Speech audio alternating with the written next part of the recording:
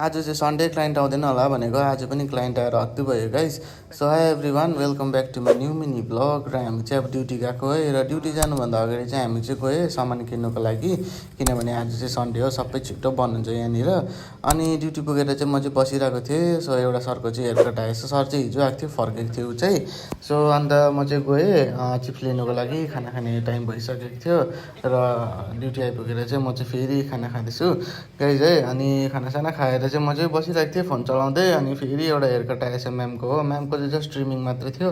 आज चाहिँ क्लाइन्ट ठिक्कैको थियो, त्यस्तो बेसी पनि थिएन कम्ती पनि थिएन है गाइज। अनि एउटा नानीको चाहिँ ट्रिमिङ मात्रै थियो।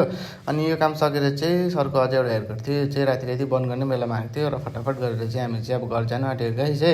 र घर पुगिसकेर चाहिँ नुहाइधुवाइ गरेर फ्रेस भएर चाहिँ मेरो बुढीले बनाउँदैछ खाना गाइज है। सो आज चाहिँ पाक्दैछ रोटी र एकदम प्लेन सब्जी छ गाइज है। र यो भिडियो चाहिँ कस्तो लाग्यो लाइक सेयर कमेन्ट गर्नुहोस् होला, अनि फलो पनि गर्नुहोस् होला गाइज। सो आजको लागि चाहिँ यति नै, thank you so much for watching.